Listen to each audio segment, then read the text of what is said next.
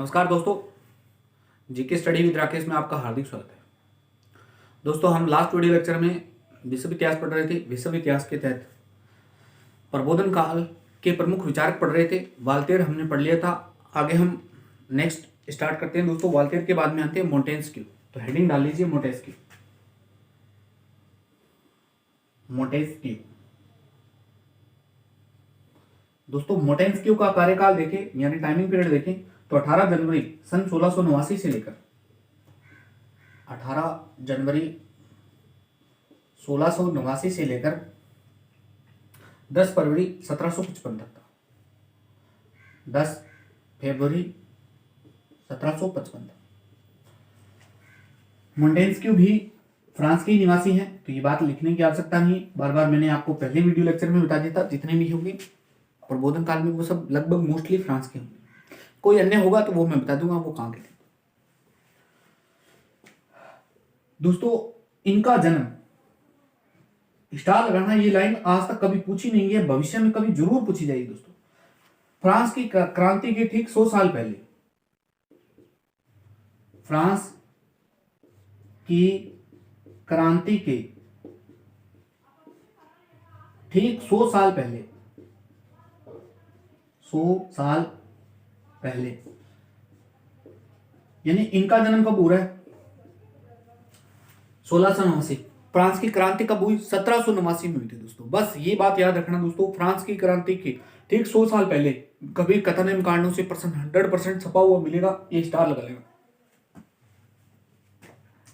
Next, इनकी बचपन का नाम क्या था? इनकी बचपन का नाम था दोस्तों, बचपन का नाम था सेकडेंट। सेकडेंट, ये इनके बचपन का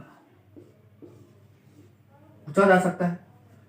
इन्होंने क्या क्या विचार दिए या इनके क्या सिद्धांत थे, उन पर बात करते हैं। मोस्टली प्रश्न तो यही प्रश्न बनते हैं, लेकिन ये प्रश्न बहुत वेरी वेरी इंपॉर्टेंट है दोस्तों। अब तक कभी किसी एग्जाम में नहीं पूछा, आज से पूछा जा सकता है। आप स्टार लगा कर रखना।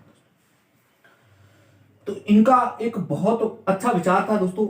इस बात से बहुत कहीं ना कहीं मैं भी सहमत हूं, मनुष्य का अध्ययन प्राकृतिक परिवेश में करना चाहिए। इनका ये विचार था, मनुष्य का अध्ययन प्राकृतिक परिवेश में करना चाहिए।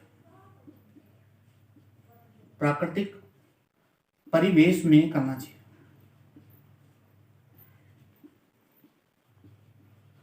करना चाहिए, ये इनका एक विचार था दोस्तों। कहने का मतलब क्या है दोस्तों? मान लीजिए कोई मेरा अध्ययन करना चाहता है। अब मेरे प्राकृतिक परिवेश में कैसी स्थितियां हैं, यानी मेरे चारों ओर, प्राकृतिक परिवेश का मतलब मेरे चारों ओर इर्द गिर्द कौन कैसा वातावरण है, उनको ध्यान में रखते हुए मेरा अध्ययन किया जाना चाहिए। नहीं सीधा ही मेरा अध्ययन कर दिया जाए, यानी सीधा ही कह दे कि मैं तो बहुत खुशी हूं, लेकिन प्राकृतिक परिवेश देखा जाए कि मैं किस तरह की जिंदगी जी रहा हूं, यही इसका मतलब होता है दोस्तों। ये बहुत अच्छी लाइन कही थी मोंटेस्क्यू ने। यानी किसी भी मनुष्य का अगर आप अध्ययन करना चाहते हैं तो उसके प्राकृतिक परिवेश का अध्ययन करना बहुत जरूरी है। ये बात इन्होंने कही, ये इनका विचार है। तो इनका जन्म यानी 1689 में हुआ। फ्रांस की क्रांति, फ्रांस का जो रेवोल्यूशन है, इसके ठीक 100 साल पहले हुआ था। फ्रांस के नागरिक है दोस्तों। बचपन का नाम सेकडेंट था दोस्तों। इनका जो प्रमुख विचार था वो मैंने आपको बताया। नेक्स्ट दोस्तों, इनकी किताब है पर्शियन लेटर, वो देख लेते हैं।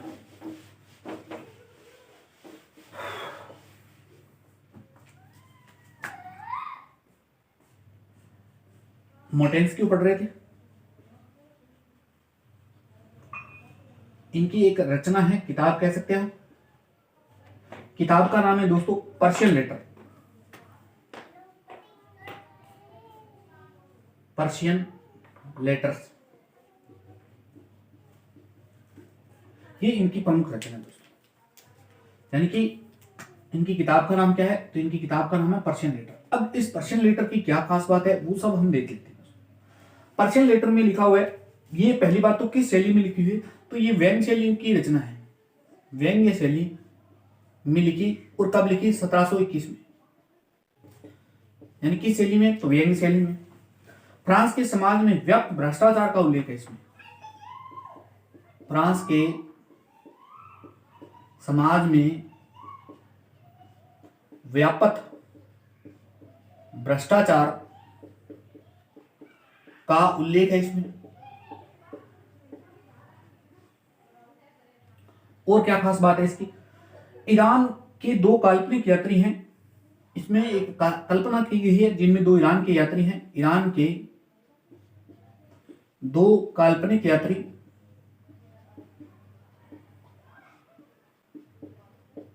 जो कहां की यात्रा कर रहे हैं, फ्रांस की यात्रा कर रहे हैं। अब वो दोनों एक दूसरे से वार्तालाप कर रहे हैं, यानी ईरान के 2 काल्पनिक यात्री हैं, वो फ्रांस की यात्रा कर रहे हैं और वो दोनों एक दूसरे से वार्तालाप कर रहे हैं। वार्तालाप कुछ इस तरह की कही है, यानी पहला क्या कह रहा है कि कितना अजीब देश है फ्रांस, कितना अजीब देश है फ्रांस।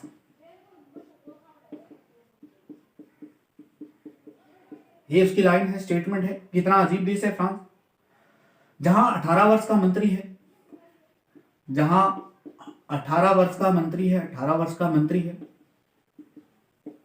और क्या कह रहा है, साथ में यही कह रहा है, कंटिन्यू कर रहा है, 80 वर्ष की उसकी पत्नी है, 80 वर्ष की उसकी पत्नी,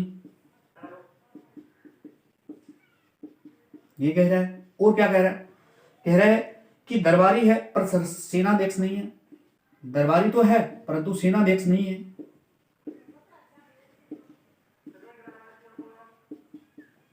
दरबारी है पर सेनाध्यक्ष नहीं है, बल्कि ये जो दरबारी है ये कपड़े बदलवाने के काम करते हैं, बल्कि कपड़े बदलवाने में समर्थ है, बल्कि कपड़े बदलवाने में समर्थ है, यानी शासकों के कपड़े बदलवाते हैं। जबकि दूसरा क्या कह रहा है, दूसरा पात्र ये कहता है कि पोप की शक्ति वह स्वयं का स्वाभिमान नहीं है, पोप की शक्ति स्वयं का स्वाभिमान नहीं, मान नहीं। ये इस तरीके की कुछ वार्तालाप है दोस्तों इस किताब में, पर्शियन लेटर में। आपको तो बस ये इतनी बात बता दी, इनमें से कोई सा भी कीवर्ड मिल जाए तो आप देखकर आंसर लगा सकते हैं कि ये किसकी रचना है। तो ये मोंटेस्क्यू की रचना का, पहली रचना का नाम है पर्शियन लेटर। कब लिखी गई, 1721 में। किस शैली में, तो व्यंग्य शैली में। फ्रांस के समाज में फैले हुए व्याप्त भ्रष्टाचार का उल्लेख कर रहा है। तो इसमें 2 ईरान के काल्पनिक पात्र है जो फ्रांस की यात्रा कर रहे हैं, वो अपना वृत्तांत है, यानी उन्होंने क्या बोला वो सब वृत्तांत इसमें दिया हुआ, वो मैंने आपके सामने रख दिया दोस्तों। नेक्स्ट दिखा अन्य रचना, इसकी अन्य किताब। तो पर्शियन लेटर कंप्लीट है दोस्तों। पर्शियन लेटर के बाद में अन्य रचना,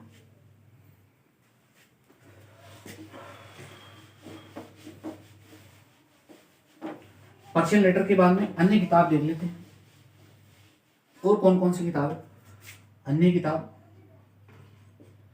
किताब में एक किताब और है दोस्तों जिसका नाम है द स्पिरिट ऑफ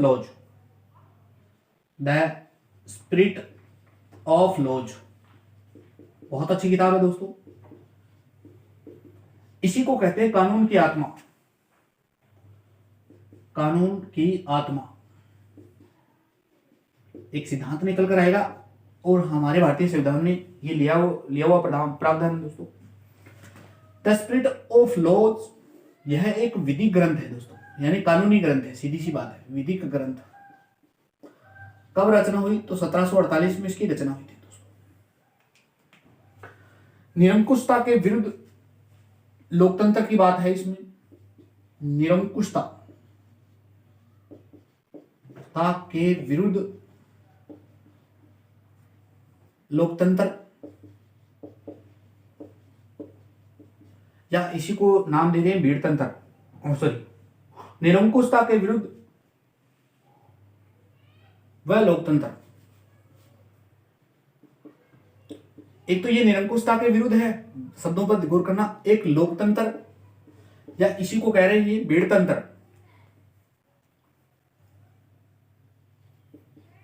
भीड़तंत्र, लोकतंत्र को ये भीड़तंत्र क्यों कह रहे हैं, यदि जनता जागरूक नहीं है तो। यदि भीड़तंत्र नाम क्यों दे रहे हैं लोकतंत्र को, क्योंकि अगर लोकतंत्र में जनता जागरूक नहीं है तो वो भीड़तंत्र ही है। यदि जनता जागरूक नहीं है, सूटेबल एग्जाम्पल भी चर्चा करता हूं दोस्तों अभी, के विरुद्ध, ये किताब है, यानी ये एक ऐसी किताब है जो निरंकुशता के विरुद्ध है, यानी जिस पर अंकुश लगाया जा सके। निरंकुश यानी जिस पर अंकुश नहीं लगाया जा सके, निरंकुशता के जो विरुद्ध है, और लोकतंत्र के भी खिलाफ, यानी लोकतंत्र की हिमायती है कहीं ना कहीं। बीड़तंत्र, लोकतंत्र को बीड़तंत्र कह रहे हैं, बीड़तंत्र यानी लोकतंत्र के विरुद्ध, सॉरी लोकतंत्र के सहमति नहीं, लोकतंत्र के विरुद्ध भी है। अब लोकतंत्र को इन्होंने बीड़तंत्र क्यों कहा है? बीड़तंत्र इसलिए कहा है यदि जनता जागरूक नहीं है दोस्तों। अब इसका सूटेबल एग्जांपल दोस्तों, हालांकि अच्छा या बुरा वो मैं नहीं बता रहा हूं आपको, मैं तो सिर्फ एग्जांपल समझाने का प्रयास कर रहा हूं दोस्तों। आज से ठीक 1 वर्ष पूर्व, यानी कुछ 1 वर्ष थोड़ा बहुत समय ऊपर नीचे कर लीजिए, भारत सरकार द्वारा यानी मोदी जी की सरकार के द्वारा एक बिल पारित किया जाता है जो हमारे कृषि संबंधित बिल था, जिसमें कुछ प्रावधान किए हुए थे। तो भारत सरकार के द्वारा जैसे ही बिल लाया जाता है, बिल पास हो गया दोस्तों, यानी दोनों सदनों में मंजूरी मिल गई। अब जैसे ही बिल लाया गया तो इसका पुरजोर तरीके से विरोध किया गया दोस्तों। किसके द्वारा? तो भारत में जितने भी रहने वाले किसान हैं उन्होंने विरोध किया। लगभग 700-800 किसान इसमें विरोध में शहीद भी हुए, और लगभग 1 साल तक आंदोलन चला। 1 साल आंदोलन के बाद में सरकार बैकफुट पे जाती है और इस बिल को वापस ले लेती है। यानी लोकतंत्र में अगर जनता जागरूक नहीं है तो वो भीड़तंत्र है। अगर वह बिल पास हो जाता तो उसका कुछ नुकसान था दोस्तों, जो इसी के एवज में तो किसान खड़े थे। तो अगर किसान जागरूक नहीं होते तो वो सीधा सीधा नुकसान किसानों को देता है। इसीलिए इन्होंने लोकतंत्र के विरुद्ध बात कही है, लोकतंत्र को भीड़तंत्र कहा है, क्योंकि लोकतंत्र में भीड़ का यानी जनता का जागरूक होना बहुत अति आवश्यक है। निरंकुशता के विरुद्ध व लोकतंत्र के विरुद्ध इन्होंने एक मध्य रास्ता दिया, इनके मध्य का रास्ता निकाला, इनके मध्य का रास्ता निकाला, जिसे इंग्लिश में कहते हैं गोल्ड मील, यानी सुनहरा रास्ता कह सकते हैं आप इसे, सुनहरा रास्ता, या इसी को नाम देते हैं गोल्ड मील। यानी इन दोनों चीजों के पक्ष में, यानी लोकतंत्र भी हो और लोकतंत्र के विरुद्ध भी बात कर रहे हैं, इस प्रकार का एक रास्ता निकला जिसे इन्होंने नाम दिया गोल्डन मील या सुनहरा रास्ता। इन्होंने क्या कही? संवैधानिक राजतंत्र पर बल दे दिया। राजतंत्र तो संवैधानिक राजतंत्र पर बल,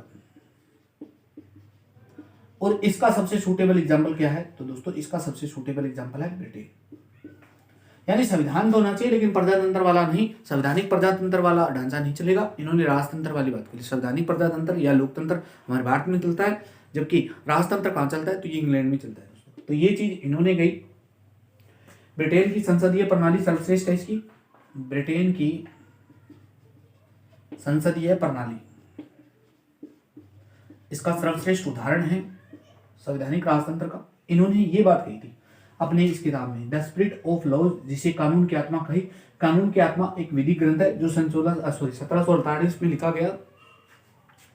इन्होंने इस किताब में क्या कहा दोस्तों? इस किताब में निरंकुशता के विरुद्ध या लोकतंत्र के विरुद्ध की बात कह रहे हैं। लोकतंत्र को इन्होंने भीड़तंत्र के नाम से संबोधित किया। भीड़तंत्र क्यों कहा? क्योंकि लोकतंत्र में जनता जागरूक होनी चाहिए, इसलिए इन्होंने इन दोनों के मध्य की रास्ता बनाया। मध्य के रास्ता को क्या नाम दिया गया? सुनहरा रास्ता या गोल्डन मील कहा गया। सुनहरा रास्ता बताते हुए इन्होंने किस चीज पर बल दिया? तो संवैधानिक राजतंत्र पर बल दिया दोस्तों। संवैधानिक प्रजातंत्र या लोकतंत्र पर बल नहीं दिया। प्रजातंत्र और लोकतंत्र अलग चीज होती है दोस्तों, ये ध्यान रखना।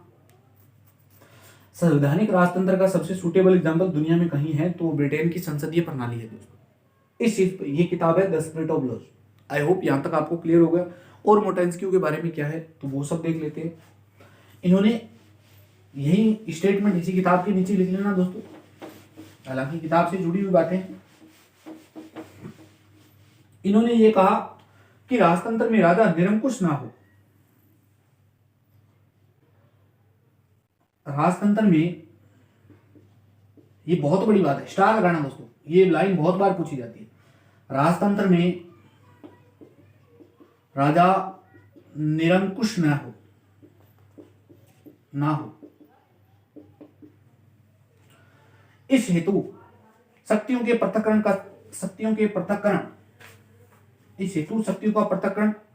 करना चाहिए। इस हेतु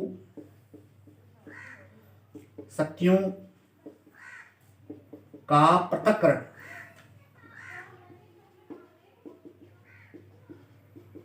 करना या पृथक्करण किया लिख सकते हैं दोस्तों, पृथक्करण किया। यानी शक्तियों का पृथक्करण का मतलब क्या है, न्यायपालिका अपना काम करे, व्यवस्थापिका अपना काम करे और कार्यपालिका अपना काम करे। दो के कोई भी शक्ति अपने बीच में टांग ना अड़ाए दोस्तों, सबका अलग अलग काम है। तो दोस्तों ये तो एक संविधान में भी प्रश्न बन जाता है दोस्तों। यानी शक्तियों के पृथक्करण का सिद्धांत कहां से लिया, तो ये मोंटेस्क्यू से प्रभावित होकर लिया दोस्तों हमने। फ्रांस का एक नागरिक है, फ्रांस का एक विचारक है जिसको हमने पढ़ा, और उसी ने कहा था कि शक्तियों का पृथक्करण। आज मेरे हिसाब से मतलब भी आपको समझ में आ गया। तो नेक्स्ट बात करें दोस्तों, और उन्होंने क्या, शक्ति व अधिकार या जिम्मेदारी, ये कह रहे हैं शक्ति व अधिकार, अधिकार को आप जिम्मेदारी लिख सकते हैं। जिम्मेदारी मतलब क्या होता है समझाऊंगा, एकदम सुटेबल एग्जांपल देखो। जिम्मेदारी के साथ शक्ति देना जरूरी, जिम्मेदारी के साथ शक्ति देना जरूरी। दोस्तों भारत में बहुत सारी पोस्ट ऐसी होती है, भारत में बहुत सारी पोस्ट क्या, एडमिनिस्ट्रेटिव, यानी जिनके पास में प्रशासनिक पावर होती है वही इनके खिलाफ कार्रवाई कर पाते हैं। अब टीचर है दोस्तों, उसको जिम्मेदारी तो बहुत है, लेकिन शक्ति क्या है उसके पास में, कोई शक्ति है क्या? कुछ कर सकते हैं टीचर? कुछ भी नहीं कर सकते हैं दोस्तों। यहाँ तक कि टीचर तो बच्चे को थप्पड़ भी नहीं मार सकते। यानी पढ़ाने का कर्तव्य तो है टीचरों का, लेकिन बच्चे को समझाने का, बच्चा अगर क्लास में उद्यम करता है तो बच्चे को मार नहीं सकते, आरटीआई एक्ट के नहीं है ना, सही बात। तो ये भी ये कह रहे हैं कि शक्ति व अधिकार तो जिम्मेदारी तो दी जा रही है, लेकिन जिम्मेदारी के साथ साथ में शक्ति देना बहुत जरूरी बात है। ये भी किस बात व्यक्ति ने बात कही, तो ये मोंटेस्क्यू ने कही। अरे मान लीजिए हमने एक आईएएस ऑफिसर बनाया, आईएएस ऑफिसर के पास में सारी अधिकार जिम्मेदारी दे रही, लेकिन वह अपनी जिम्मेदारियों की पालना करते हुए या करवाते हुए, यानी अगर शक्ति का प्रयोग नहीं करेगा तो कोई बात उसकी मानेगा? कोई नहीं मानेगा दोस्तों। वार्ड पंच देश को वार्ड पंच करने की नहीं है, कोई मानने है नहीं, कोई माने तो माने, नहीं माने नहीं माने, सीधी सी बात है। सरपंच है, सरपंच के पास में कोई पावर है? कोई पावर नहीं है दोस्तों। कोई माने तो भी ठीक है, नहीं माने तो भी ठीक है। ज्यादा से ज्यादा क्या कर सकता है सरपंच? कुछ भी नहीं कर सकता दोस्तों। जो लीगल काम है तो करने ही पड़ेंगे। यानी जितना आप अधिकार देते हैं या शक्ति देते हैं, सॉरी, जितने आप अधिकार या जिम्मेदारी दे रहे हैं तो उसके साथ में शक्ति देना आवश्यक है। ये बात मोंटेस्क्यू कह रहा है, ये मेरे शब्द नहीं दोस्तों। तो ये था पूरा मोंटेस्क्यू दोस्तों। आई होप पूरा आपको क्लियर हो गया। ए से लेकर जेड तक मैंने आपको मोंटेस्क्यू के बारे में चर्चा की दोस्तों। अब अगर एग्जाम में प्रश्न आता है तो इससे बाहर नहीं मिलेगा दोस्तों। उम्मीद करता हूँ आपको ये वीडियो पसंद आया होगा। अगर वीडियो पसंद आ रहे हैं तो दोस्तों लाइक शेयर कमेंट जरूर करना। मिलते हैं नेक्स्ट वीडियो में। जय हिंद, जय भारत।